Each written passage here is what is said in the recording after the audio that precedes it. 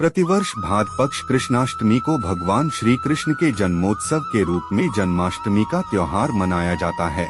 दरअसल मान्यता है कि इसी दिन मथुरा के कारागार में वासुदेव की पत्नी देवकी ने कृष्ण को जन्म दिया था। इस वर्ष भगवान श्री कृष्ण की 5250वीं जन्माष्टमी मनाई जा रही है।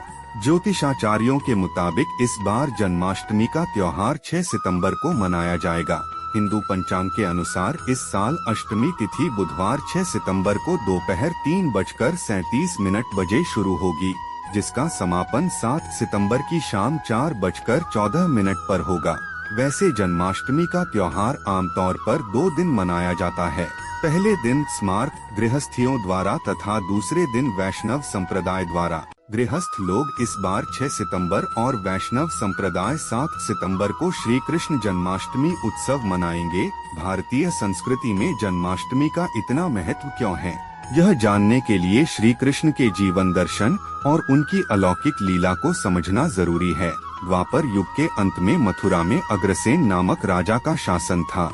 उनका पुत्र था कंस, जिसने बलपूर्वक अपने पिता से सिंहासन छीन लिया और स्वयं मथुरा का राजा बन गया। कंस की बहन देवकी का विवाह यदुवंशी वासुदेव के साथ हुआ। एक दिन जब कंस देवकी को उसकी ससुराल छोड़ने जा रहा था, तभी आकाशवाणी हुई कि हे कंस, जिस देवकी को तू इतने प्रेम से उसकी ससुराल छोड़ने जा रहा है, उसी का 8वां बालक तेरा संहारक होगा। आकाशवाणी सुन कंस घबरा गया और देवकी की ससुराल पहुंचकर उसने अपने जीजा वासुदेव की हत्या करने के लिए तलवार खींच ली। तब देवकी ने अपने भाई कंस से निवेदन करते हुए वादा किया कि उसके गर्भ से जो भी संतान होगी उसे वह कंस को सौंप दिया करेगी। कंस ने देवकी की विनती स्वीकार कर ली और वासुदेव देवकी को कारागार में डाल दिया।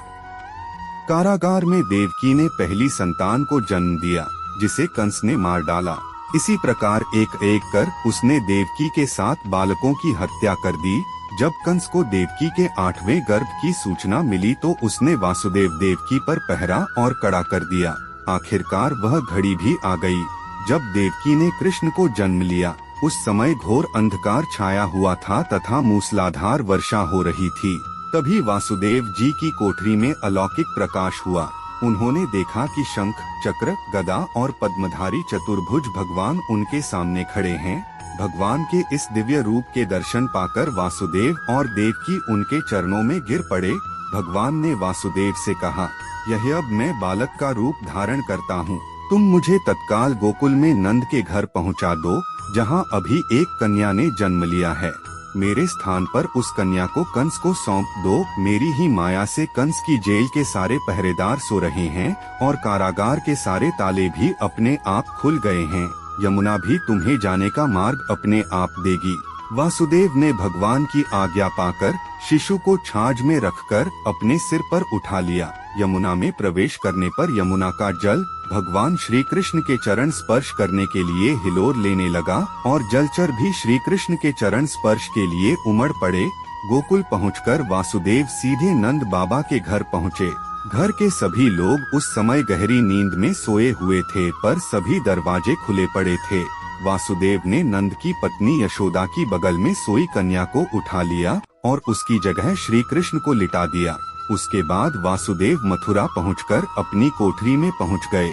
कोठरी में पहुंचते ही कारागार के द्वार अपने आप बंद हो गए और पहरेदारों की नींद खुल गई। कंस को जैसे ही कन्या के जन्म का समाचार मिला, वह तुरंत कारागार पहुंचा और कन्या को बालों से पकड़कर शिला पर पटककर मारने के लिए ऊपर उठाया, लेकिन कन्या अचानक कंस के हाथ से छूटकर आकाश में पहुंच गई।